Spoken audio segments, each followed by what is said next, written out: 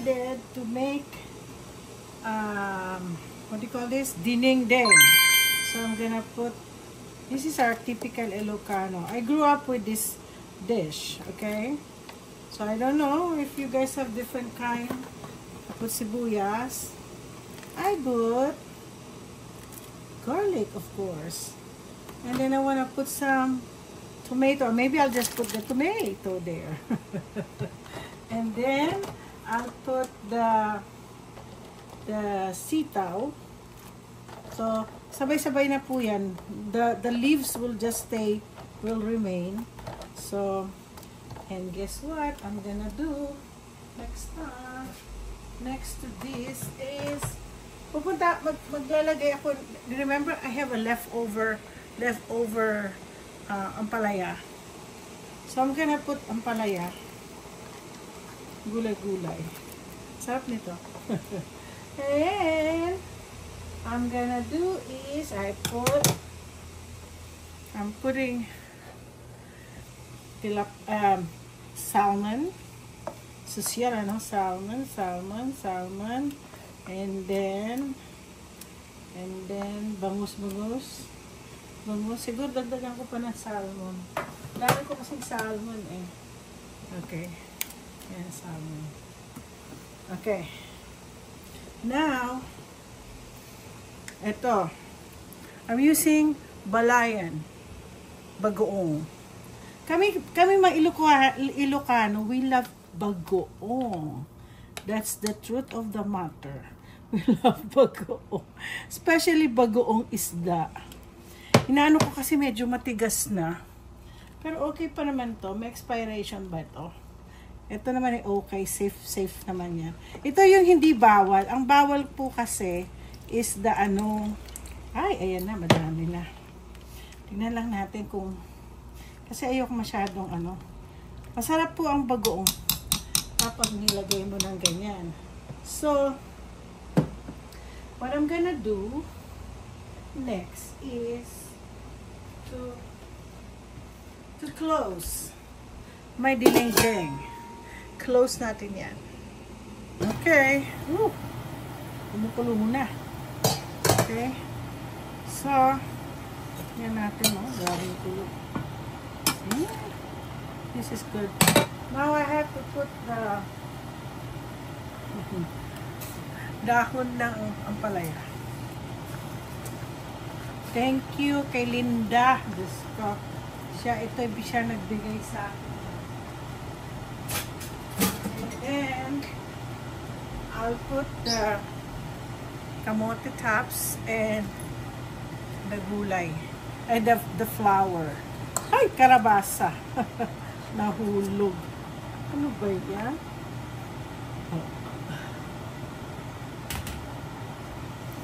So, itong gulay, itong dahon ng kamote, galing po sa garden ko.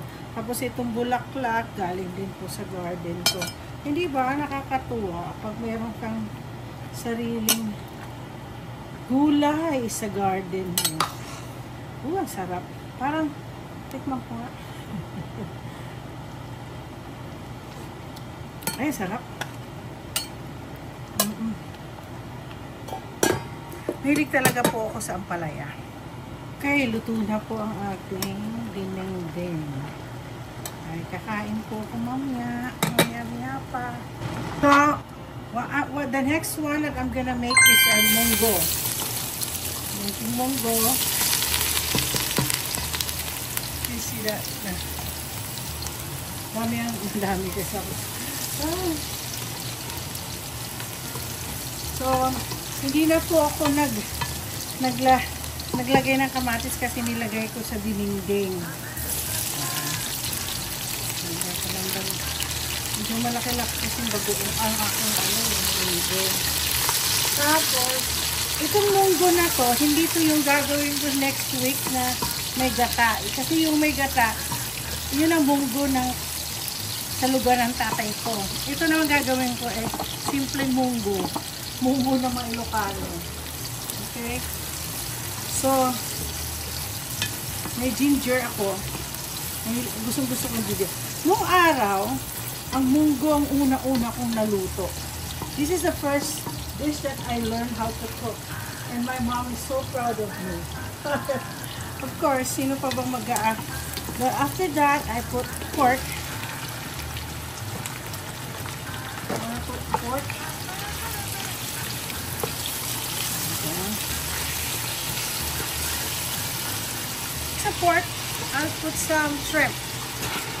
Yeah, uy. Frozen pa yung shrimp ko.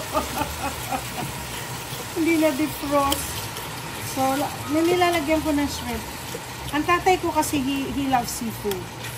As much as possible. There's so many twists sa in cooking munggo. So, kanya-kanyang, nasa inyong kanya-kanya kung anong gusto niyo. How, there's no definite, na, this is what you do, this is what you do. You know, when this is my very first dish that I learned how to cook, ay nako, kanya-kanyang diversity ang ginagawa ko. Sa akin, nilalagyan ko ng shrimp. I'll put some patis. Patis po. Patis lang. Hindi ko na lang nilagyan ng asin.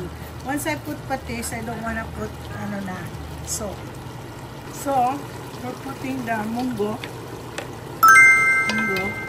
Dami yung munggo. Kasi inubos ko na yung munggo.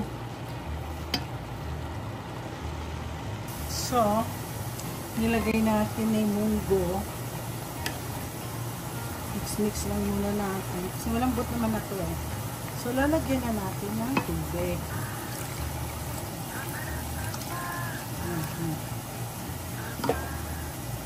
So, I'm gonna put the malunggay. Sa malunggay, ang nito. So guys, I'm done with my cooking. I got a munggo. Look at my munggo. And then I got the dinengdeng. And now, of course, I fry some bangus. And I'm gonna be eating. I'll put rice on. Oh, nakakap ako, no? So, let me try eating first the munggo. Let's just put that one. So, this is gonna be my lunch today. What time is it now? Oh, it's already 1 o'clock. So many things. While I'm cooking, I'm also doing my laundry. I'm here at home. Okay, tikman natin. Ooh, I put the malunggay in here.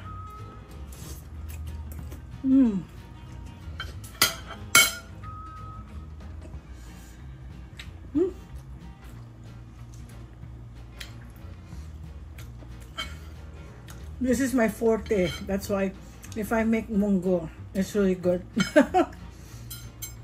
Okay. Then, let's try my dinengdeng. I got the vegetable here. I got the kamote. Yeah. And then I put ampalaya. Both ampalaya here. And then, let's try the salmon. Yeah, salmon.